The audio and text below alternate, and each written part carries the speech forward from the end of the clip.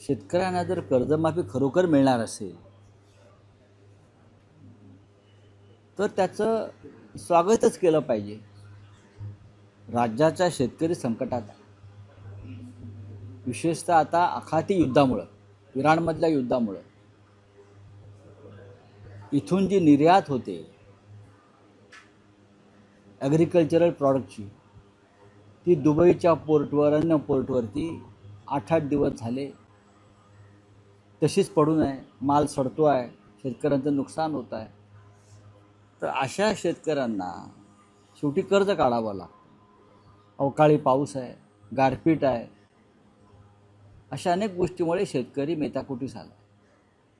म्हणूनच जेव्हा माननीय उद्धव ठाकरे मुख्यमंत्री झाले तेव्हा पहिल्या कॅबिनेटमध्ये त्यांनी कर्जमाफीची घोषणा केली होती. आणि त्यानंतर उद्धव ठाकरे यांचं सरकार संपूर्ण कर्जमाफीच्या दिशेने जात असताना सरकार पाडण्यात आलं. त्याच्यामुळे आता ही जबाबदारी नव्या सरकारची आहे. ही खरोखर होणार आहे का कर्जमाफी ते पाहावं लागेल. ही घोषणा आहे, मग लाडक्या बहिणींचं काय होणार हा विषय आहे. ह्या अर्थसंकल्पाचं एका शब्दामध्ये उत्तम असं विश्लेषण केलेलं आहे ते आदित्य ठाकरे यांनी. हा ठेकेदारांसाठी निर्माण झालेला अर्थसंकल्प आहे. ज्या प्रकारचे प्रोजेक्ट्स, इन्फ्रास्ट्रक्चर्स, योजना दिसत आहेत हे ठेकेदारांचं हित लक्षात घेऊन हा अर्थसंकल्प बनवलेला आहे, हे स्पष्ट दिसतं. पण ठीक आहे, पाहू आता. हमी भाव अजूनही त्या संदर्भात कोणतीही वाच्यता नाही. जी देखील एक प्रॉमिस देण्यात आलं होतं की आम्ही शेतकऱ्यांना हमी भाव देऊ, कर्जमाफी झाली पण हमी भावाचं काय, असा प्रश्न विचारला शेतकऱ्यांकडून. नाही, नक्कीच हमी भाव हा या देशातल्या शेतकऱ्यांना कायम हवी असलेली मागणी आहे. शेतकऱ्याच्या मालाला जर हमी भाव नसेल तर शेतकरी आता कशाकरता कष्ट करेल. जर शेतकरी मालाचं उत्पादन करेल, मग दूध असेल, फळभाज्या असतील, अनेक गोष्टी असतील, कांदा असेल, आणि माल नाही म्हणून रस्त्यावरती आणून तो सडका माल टाकावा लागत असेल तर शेतकऱ्यांना शेतीमध्ये कष्ट का करावे, का करावे. त्याच्यामुळे हमी भाव ही नरेंद्र मोदी यांनी दिलेलं वचन आहे. पण 11 वर्ष होऊन गेली तरीही शेतकऱ्यांना अद्याप हमी भावाचं वचन ना मोदी पूर्ण करत आहे, ना देवेंद्र फडणवीस पूर्ण करत.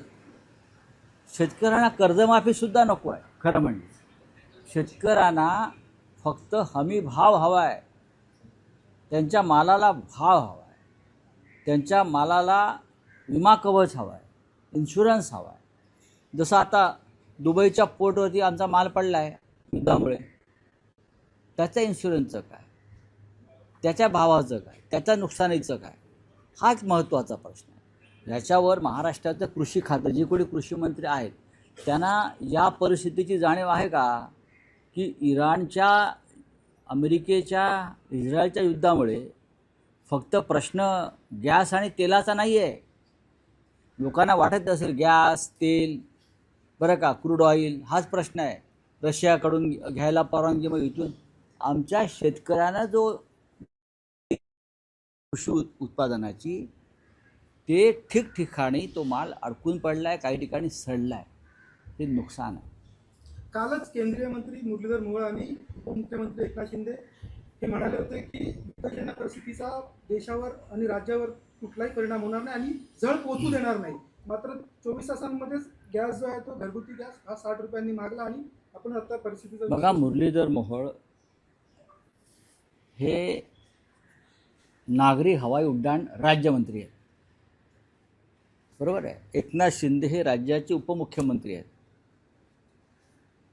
या देशामध्ये काय करायचं आणि काय नाही करायचं हे या दोघांना ठरवण्याचा अधिकार नाही. हा राष्ट्रीय प्रश्न आणि आंतरराष्ट्रीय प्रश्न. त्याच्यामध्ये देशाची विदेश नीती जी आहे ती काम करत असते. त्याच्यामध्ये डेप्युटी CM महाराष्ट्राचे किंवा कोणत्या राज्याचे सहभागी नसतात किंवा राज्यमंत्री केंद्रातले सहभागी नसतात, एवढेच मी सांगू शकतो. ज्या पद्धतीनं या देशातलं नेतृत्व हे अमेरिकेच्या चरणी गुलाम झालेलं आहे. त्याच्यामुळे या देशाची प्रतिष्ठा आंतरराष्ट्रीय बाजारामध्ये पूर्णपणे नष्ट झालेली आहे. राहुल सर, एक राज्यातला विषय आहे की आता राज्यसभा निवडणुकीनंतर महाराष्ट्राला वेध लागतील ते विधान परिषद निवडणुकीचे. कालही तुम्ही भूमिका जाहीर केली, पण आता उद्धव ठाकरेंसह 9 आमदार विधान परिषदेत पुढच्या एखाद महिन्यात निवृत्त होत आहे. तर अशा वेळेस आता विधान परिषदेसाठी महाविकास आघाडीची काय स्ट्रॅटेजी आहे, किंवा शिवसेना उद्धव बाळासाहेब ठाकरे पक्षाची काय भूमिका आहे? तुम्ही म्हणाला होता की उद्धव ठाकरेंनी पुन्हा विधिमंडळात यावं यासाठी आम्ही आग्रह धरलेला आहे. नक्कीच उद्धव ठाकरे हे या राज्याचे मुख्यमंत्री होते. त्यांना जो काळ मिळाला राज्य करण्याचा, त्यात करोनापासून अनेक संकट निर्माण झाली, तरी त्यातून महाराष्ट्राला सावरलं, नेतृत्व केलं आणि त्यांना विकासाची आणि विचारांची एक दिशा आहे. विरोधी पक्षाचा एक तो बुलंद आवाज आहे विधिमंडळातला आणि बाहेर. तेव्हा नक्कीच आमच्या सगळ्यांची इच्छा आहे, विरोधी पक्षातल्या सगळ्या प्रमुख नेत्यांची इच्छा आहे की माननीय उद्धव ठाकरे यांनी पुन्हा विधिमंडळात जाणं गरजेचं आहे. अजून निवडणुका जाहीर झालेल्या नाही विधान परिषदेच्या. त्या जाहीर झाल्या की याच्यावर चर्चा होईल. मी तुम्हाला माझं व्यक्तिगत मत सांगितलं किंवा माझ्या पक्षाचं मत सांगितलं, पण शेवटी महाविकास आघाडी एकत्र असल्यावरच हे निर्णय होतील आणि आम्ही ते योग्य वेळी घेऊ. पण तुम्हाला असं वाटतं की ही निवडणूक जशी राज्यसभा बिनविरोध झाली, शरद पवार त्यात उमेदवार असल्यानं आणि महाविकास आघाडीनं एक उमेदवार दिल्यानं, तशी विधान परिषद ही बिनविरोध व्हावी यासाठी सरकारला जे सरकार सध्याचं आहे अहंकारी, त्यांना घोडे बाजाराचा छंद लागलेला. रेसकोर्सवर जसं पूर्वी लोक घोडे लावायला जायचे, घोड्यावर पैसे लावायचे,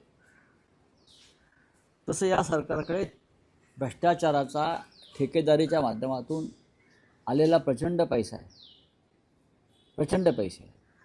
म्हणजे कंटेनर यांच्याकडे पैशाचे भरलेले असावे कुठे ना कुठेतरी, सर्वत्र. हवालाच्या माध्यमातून ते पैसे पाठवतात. तर त्यांना हा घोडे बाजार करण्याची एक चटक लागली आहे, नशा लागली. आणि म्हणून प्रत्येक निवडणुका या पैशाच्या ताकदीवरच लढायच्या, ही त्यांची एक मानसिकता झालेली आहे. पण तरी मला असं वाटतं की महाविकास आघाडीचे आमदार आहेत जे या निवडणुकांमध्ये मतदान करतात, ते कोणतेही चुकीचं पाऊल उचलणार नाही. मी म्हणतोय की निवडणूक बिनविरोध व्हायला पाहिजे. आमच्याकडे साधारण मतांचा एवढा कोटा आहे की आम्ही मनात आणलं आणि सर्व काय ठीकठाक राहिलं तर विधान परिषदेमध्ये आमच्या 2 जागा जाऊ शकतात. एक तर नक्की जाईल, पण दुसरीही जाऊ शकते. विधिमंडळामध्ये विरोधी पक्षाचा आवाज असायलाच पाहिजे, हे सत्ताधाऱ्यांनी आधी स्वीकारलं पाहिजे. विधिमंडळामध्ये विरोधी पक्ष असूच नये, संसदेच्या दोन्ही सभागृहात विरोधी पक्ष असू नये, या मानसिकतेतलं सरकार सध्या काम करतं. त्याच्यामुळे अशा प्रकारच्या घोडेबाजाराला चालना मिळते. लोकसभा अध्यक्ष ओम बिर्लांविरोधात अविश्वास ठराव मांडण्यात येणार आहे सोमवारी विरोधी पक्ष. नाही, आणि त्यामध्येच व्हीप जाहीर झालेला आहे. सर्वच पक्ष, तुमच्याकडूनही व्हीप जाहीर नाही, सगळे पक्ष अशा वेळेला व्हीप जारी करतात. कारण मतदान होतं आणि एकदा मतदान होणार हे कळल्यावरती सत्ताधारी पक्ष, विरोधी पक्ष, मग लहान असतील मोठा असेल, ते आपल्या खासदारांसाठी व्हीप जारी करतात आणि विरोधी पक्षातले सर्व, म्हणजे इंडिया ब्लॉकमधल्या सर्व पक्षांनी आपापल्या लोकांसाठी व्हीप जारी केलेला आहे. सर, एक प्रश्न विचारायचा वाटतो. शरद पवार हे राज्यसभेवर आत्ता गेल्यामुळे 2029 पर्यंत आता शिवसेना वाट बघावी लागेल असं आदित्य ठाकरेंनी काल म्हटलेलं आहे. त्यामुळे कुठे ना कुठे एक आदित्य ठाकरेंना किंवा ठाकरे सेनेमुळे नाराजी आहे का असा प्रश्न निर्माण होतो. शरद पवारांना आत्ता नॉमिनेट केल्यामुळे याऐवजी ठाकरे सेनेकडून कोण ना कोण गेलं असं नॉमिनेशन झालं असं. नाही, मला याच्याविषयी माझ्याकडे माहिती नाही आहे फार. ज्या वेळेला सगळ्यांनी मिळून शरद पवारांचं नाव सुचवलं, ते काय एकट्या शिवसेनेचं नाही आहे, काँग्रेस पक्ष असेल किंवा राष्ट्रवादी काँग्रेस पक्ष असेल, माननीय उद्धव ठाकरे असतील, या सगळ्यांनी मिळून एक नाव सुचवलं, ते शरद पवारांचं होतं. खरं म्हणजे त्या जागेवरती नैतिकदृष्ट्या शिवसेनेचा अधिकार होता.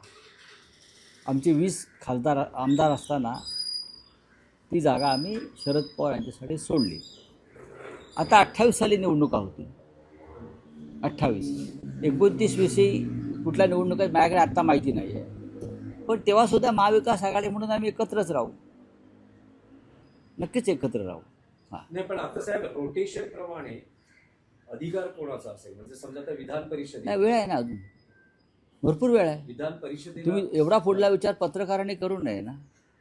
2 वर्षानंतर एवढा खरोखर एवढा लांबचा मी आता विधान परिषदेचं म्हणतोय साहेब. पाहू ना. आता पाहू ना. माननीय उद्धव ठाकरे निर्णय घेतील, काँग्रेसचे नेते येतील, आम्ही निर्णय घेऊ. आता राष्ट्रवादी काँग्रेसची भूमिका जी आहे ही राज्यसभा निवडणुकीमध्ये होती. ती आम्ही सगळ्यांनी मिळून त्यांना तिथे निवडणुकीत विजयी केलेल्या उमेदवारांना आता काँग्रेस आणि शिवसेनेमध्ये चर्चा होती. रावसाहेब, काल उद्धव ठाकरे देवेंद्र फडणवीसांचा सामना झाला, त्यावेळेला ते थांबले, त्यांच्याशी बोलले देखील. मात्र एकनाथ शिंदेसमोर जो सामना झाला तेव्हा त्यांनी त्यांच्याकडे पाहिलंही नाही. मला माहीत, मी विधानसभेत नव्हतो. सर, हिंदी में जानना चाहेंगे, देश में जो है घरेलू एलपीजी 60 रुपए से तो कमर्शियल सिलेंडर 115 रुपए से जो है महंगे हो चुके हैं आज से। देखिए, भारत के प्रधानमंत्री को उनको जवाब देना चाहिए. ये जो स्थिति पैदा हुई है जिससे देश का गरीब और मिडिल क्लास संकट में आया है, तो देश को, ये प्रधानमंत्री को देश को बताना पड़ेगा कि ये स्थिति किस वजह से, किस कारणों से पैदा हुई है. ये सबको मालूम है, युद्ध चल रहा है. ये सबको मालूम है कि 3 देश आपस में लड़ रहे हैं और हिंदुस्तान चुप बैठा है. ये भी मालूम है कि हमने प्रेसिडेंट ट्रंप के साथ एक ट्रेड डील किया है, वो कितना भयंकर है और देश को गुलामी में ढकलने वाला है.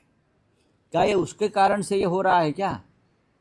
तो देश को बताना पड़ेगा, नहीं तो पार्लियामेंट चल रहा है कल से, हम सरकार को सवाल पूछेंगे. चलिए, थैंक यू. ओम बिरला के माध्यम से भी अविश्वास प्रस्ताव जरूर आएगा. देखिए, वो जो प्रस्ताव है बहुत ही हम गंभीरता से ले रहे हैं. जिस तरह से ओम बिरला जी ने लोकसभा में लोकतंत्र के खिलाफ, डेमोक्रेसी के खिलाफ अपनी भूमिका सामने लाई, तो ऐसे में हमारे पास एक ही हथियार होता है अपोजिशन के पास, उनके खिलाफ अविश्वास प्रस्ताव लाकर चर्चा करें. Thank you.